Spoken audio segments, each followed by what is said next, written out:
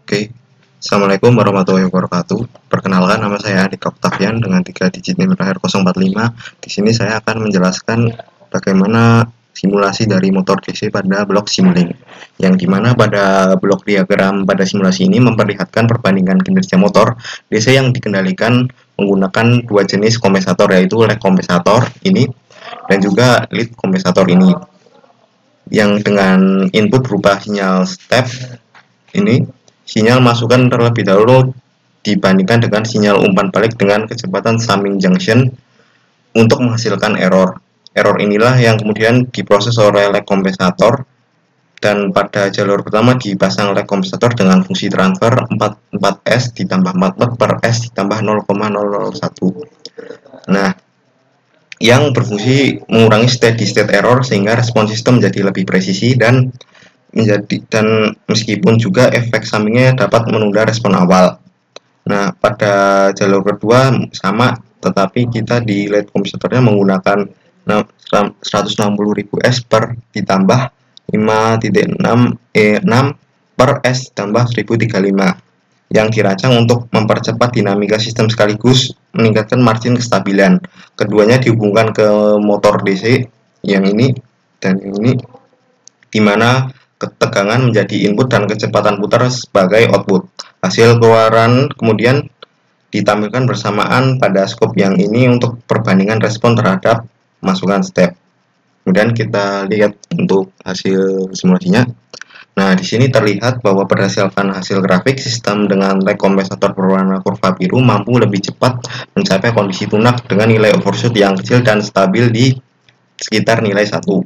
Hal ini menunjukkan bahwa lag kompensator lebih efektif menjaga kestabilan dalam jangka panjang. Sebaliknya, dengan sistem dengan lead kompensator berwarna kuning justru menunjukkan respon awal yang lebih lambat, overshoot yang lebih tinggi, serta osilasi yang sepertinya belum stabil. Kondisi ini menandakan bahwa parameter yang digunakan lead kompensator tidak menghasilkan performa optimal, meskipun secara teori seharusnya dapat meningkatkan kecepatan respon. Dengan demikian dapat disimpulkan bahwa pada konfigurasi ini lag kompensator lebih unggul karena mampu menekan steady state error dan memberikan respon yang stabil. Sedangkan lead kompensator kurang efektif akibat overshoot besar dan waktu tunak yang lebih panjang. Kemudian kita bahas di rangkaian ini. Nah,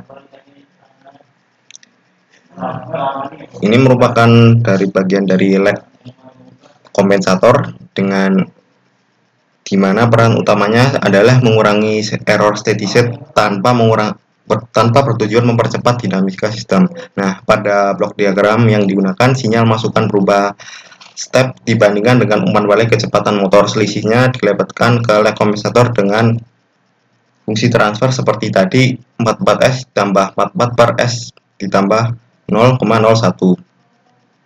Nah, karena menghasilkan gain yang tinggi di frekuensi rendah dan respon transient menjadi lebih lambat. Nah, kemudian model motor DC yang memuat persamaan kelistrikan, arus, resistensi induktasi, dan back EMF dengan KE serta mekanik torsi KT, inersia J, dan friksi, serta mekanik serta output yang dihasilkan adalah kecepatan motor yang ini.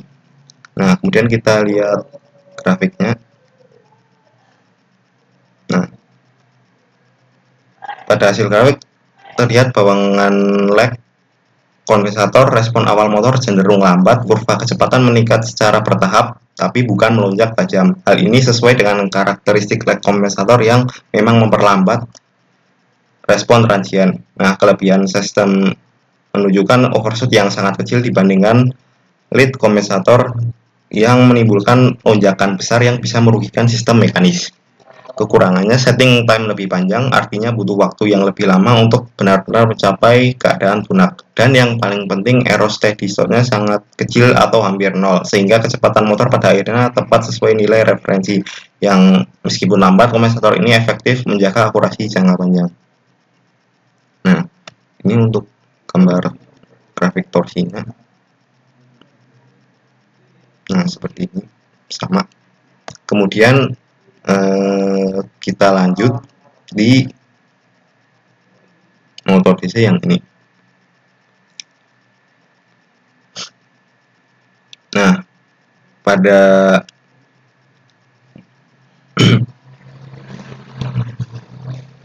model pada simulasi ini merupakan merepresentasi motor DC dalam bentuk blok diagram yang menghubungkan aspek kelistrikan dan mekanik.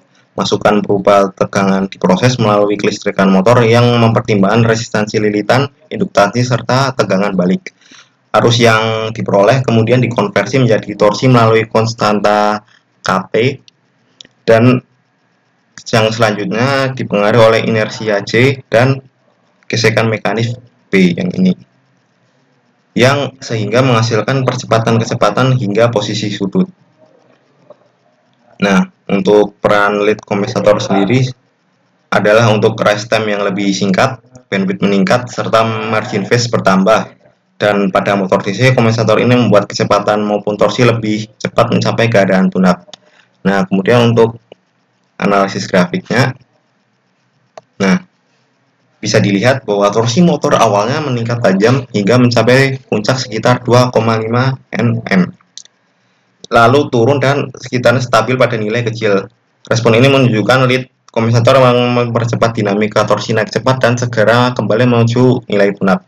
Dan kecepatan motornya yang kurvanya meningkat drastis, dan di sini ada sedikit overshoot lalu mencapai kondisi stabil dengan waktu tune-up yang relatif singkat dibandingkan tanpa kompensasi, dan sistem dengan lead menunjukkan respon yang lebih cepat meskipun dengan sedikit osilasi. Nah, ini bagaimana torsinya juga sama seperti ini.